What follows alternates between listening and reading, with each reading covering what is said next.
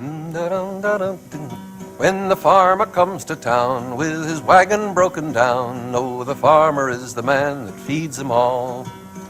If you'll only look and see, I think you will agree that the farmer is the man that feeds them all. Oh, the farmer is the man, the farmer is the man, lives on credit till the fall. With the interest rate so high, it's a wonder he don't die, and the middleman's the one that gets it all. Usually, a town centennial stresses unity. The celebration emphasizes how, 100 years ago, citizens all worked together to create something new. But that's not how it happened in Fair Lawn, New Jersey in 1924. The issue of independence pitted the community's farmers against a rising class of merchants and real estate developers. It featured charges of vote buying, threats of violence, allegations of Ku Klux Klan intimidation tactics, and a tug-of-war over the loyalties of an elderly Civil War veteran. In 1924, what is today Fair Lawn seceded from what was then Saddle River Township. Let's call the process Flaxit. Secession accelerated the real estate development that turned Fair Lawn into what it is today. In that year of 1924, Fair Lawn was the northern half of the township you see on the screen. The township extended from Glen Rock to Lodi and from the Passaic River to the Saddle River. What is today Saddle Brook is the southern half of that historic Saddle River Township. What is today the Borough of Saddle River has nothing to do with any of this. The Fair Lawn section of the township had three settlements: Fair Lawn Center, Warren Point, and Columbia Heights. The rest of the place was farms. Fair Lawn Avenue was little more than a country road lined by a few old stone farmhouses.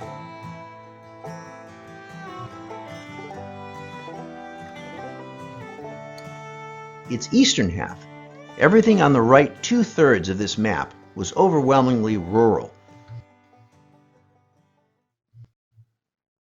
Historians usually cite the desire for better public education as the motive for Fair Lawn's secession movement, and that's true enough. But secession was also a fight between two groups with conflicting economic interests. We call them the farmers and the builders. The builders, sometimes called the Boroughs, were real estate developers and merchants. The Patterson Morning Call described them as Patterson men who have moved over the line and desire improvements they cannot obtain under the present government. The farmers were owners of prosperous truck farms. Their families had worked the land for generations, and their relationships often dated back to Holland. They liked the status quo. The secessionist builders included people like Nicholas Kuchen and his older brothers Richard and Henry. The family owned a millwork shop, a butcher shop, a paint store, and a lumber yard. In fact, many of the secession campaign meetings were held in the lumber store. Above all, for our purposes, the Kuchens were home builders. Some of the other secessionists, like Robert A. Smith, shown here, were more focused on the political power and patronage that would come with independence. The anti-secession farmers included people like Aaron and Clara Corder. Aaron was 71 in 1924.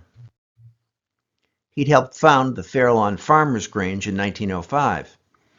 In early 1924, he was part of a delegation that went to Trenton to try to block a bill that would allow a secession vote for Fair Lawn. But the support of the most prominent local citizen was claimed by both groups. 82-year-old Isaac Hopper, who was dubbed by one newspaper the Pooh-Bah of local politics. Hopper was a wealthy farmer with a Victorian mansion on Fair Lawn Avenue and a 25-acre farm that stretched to Berdan Avenue. He'd fought in the Civil War and met Abraham Lincoln. He'd been in government for 6 decades, including terms as Bergen County Sheriff, Land Assessor, and Tax Collector. He'd been the Township Tax Assessor for 42 years. His opinion, according to one press account, sounded like a clarion. on everything from property values to strawberries. The proximate cause of the conflict between farmers and builders was public education. The builders wanted more and better schools for a growing population that they hoped to house. By 1924, more than a dozen housing subdivisions had been recently completed, just begun, or were on the drawing board. But Fairlawn had only two small schools, George Washington on Bergen Avenue and Warren Point. Children in Columbia Heights had to go to an elementary school in Hawthorne, in the next county. That's shown at the top left of the map. But the farmers were the largest property owners. They knew that they'd bear the brunt of all the new spending on schools and on government in general. No one knew this better than tax assessor Ike Hopper. And he and his fellow farmers were not so concerned about public education. Many of them had never even graduated from high school and had still done just fine. The spark that lit the secession fuse came in 1923. Voters of Saddle River Township rejected a school spending referendum that would have benefited the Fairlawn section. The following March, the state legislature approved a secession referendum in the township for April 5th. Here's the countdown to Election Day.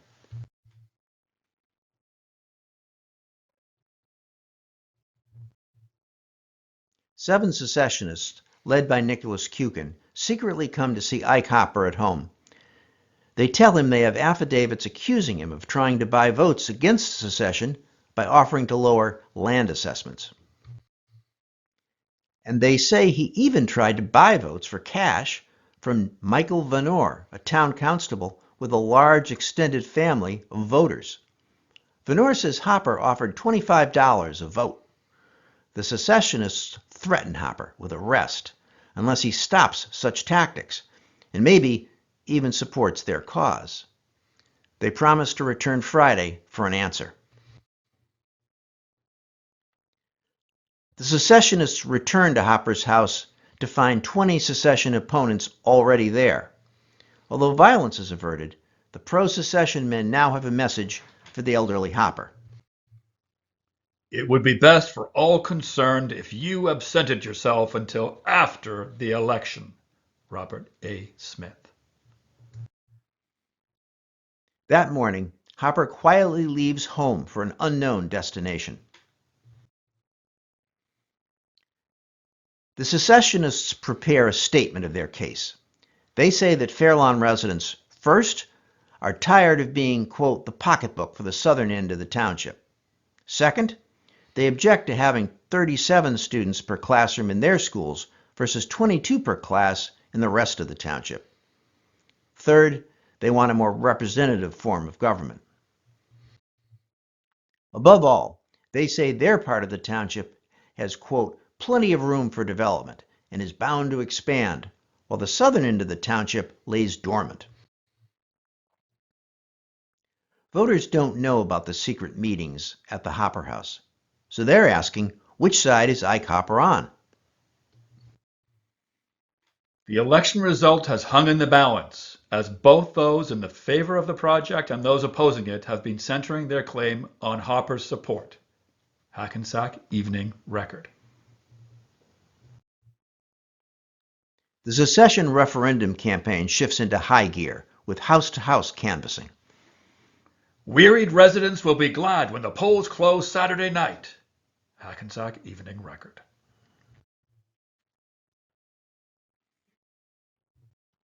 Headline: Old Isaac Hopper is driven from his home by Borough Ku Kluxers. Great fight rages. Newspapers break the news that Hopper is missing and that the township loyalists claim he was driven out by secessionists. Reporters who go to the Hopper house find no sign of its owner.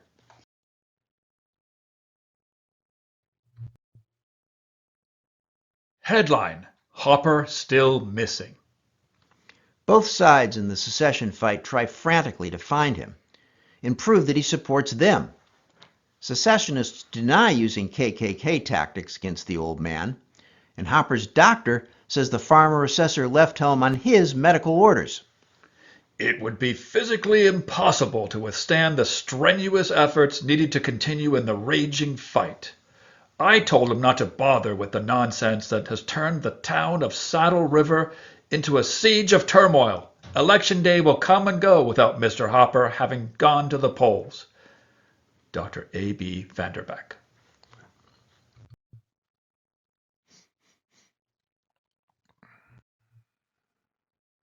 Headline: Fairlawn at fever heat on election eve. One of the greatest political fights ever staged in Saddle River Township will come to a close tomorrow. Patterson News. Item: Ike Hopper tells the Evening Record that he left home only because of doctor's orders and that he's against secession. He says his alleged bribe offers were misunderstood. He was only joking. Secessionists, though, are not amused. We expected Mr. Hopper would deny our charges that he had offered bribes to gain votes against the borough scheme. He has been on both sides of this question, and no one puts much stock in anything he says now. Nicholas Kukin. Item: An evening meeting of secessionists at the local firehouse on River Road is crashed by township forces. A tense standoff is diffused when the chairman quickly adjourns the meeting. What good would it have done to create a lot of additional bitterness and possible bloodshed? Nicholas Kukin.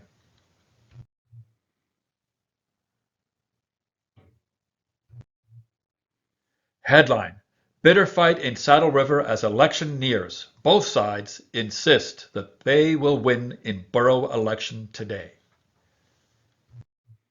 6 a.m. Polls open, and all morning voters flock to the firehouse to cast their ballots. Poll watchers don't have much to do. Everyone knows everyone else. For the first time, cars are an important tool in turnout, with each side driving supporters to the polls, especially from the secessionist stronghold of Columbia Heights. Everything on wheels, including commercial vans, was forced into service. Hackensack Evening Record. 11 a.m. Ike Hopper shows up to vote against secession. He later talks to a newspaper reporter. I got a great reception when I went to the firehouse. My friends came up to extend their congratulations. I am sorry the contest got so bitter. 6 p.m. Polls close. Although it was predicted that fights would make police protection necessary, the election was conducted in an orderly manner. Passaic Herald. 6:01. 1,003 votes were cast. A clear majority, 602, are for a new borough. 6:05 p.m. Celebration. The firehouse siren blares for 5 minutes. Flags hang in the windows of pro-secession homes. A caravan of 50 honking cars, each filled with cheering and singing men and women, tours the boundaries of what has just become the independent borough of Fairlawn. With independence, Fairlawn was open for development. Over the next few years, more than 1,000 acres of prime farmland was sold to real estate developers. The population soared. This graph shows the fastest growing municipalities in Bergen County from 1920 to 1930. Fairlawn is the big green X at the top right corner. The pivotal year in Fairlawn's growth was 1927. The City Housing Corporation of New York was looking for a place to build a planned community unlike any in the world.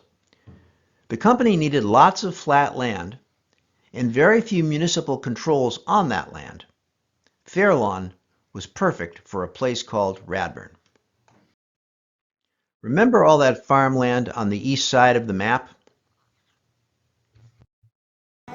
Much of that land, the yellow section on this map, was purchased by City Housing. Sellers included the estate of Ike Hopper, who died in 1927, as well as Aaron and Clara Corder, who sold and moved to Glenrock. City Housing also bought land on River Road, far outside Radburn.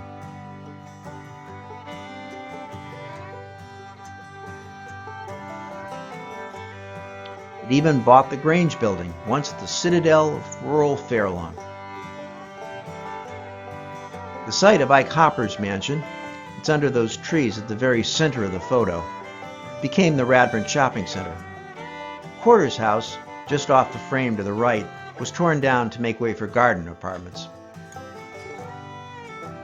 Why did so many farmers sell so fast? First, city housing was paying, anonymously through its brokers, top dollar. Second, the farmers knew their taxes would soar to support the new residents' need for municipal services, especially education. They saw the writing on the wall and signed on the dotted line. Political power had swung to the builders. Robert A. Smith became the borough's first mayor, and Michael Venor, its first chief of police. Smith was succeeded in 1930 by Nicholas Kuchen. His family's lumber business is today the borough's second oldest continuous commercial establishment, second only to the cemetery. The new borough gave Columbia Heights, which had been sending children to Hawthorne, a new two-story brick schoolhouse, Lincoln Elementary. Today, it's condos. But independent Fairlawn faced a rocky future, including an acrimonious split between its founding fathers, Bob Smith and Nick Kuchen. But that's a story for another day. You can read about it on our Substack at radburn.substack.com. Oh, the banker says he's broke and the merchant's up in smoke, but the farmer is the man that feeds them all. It would put them to the test if the farmer took a rest, then they'd know that it's the farmer feeds them all.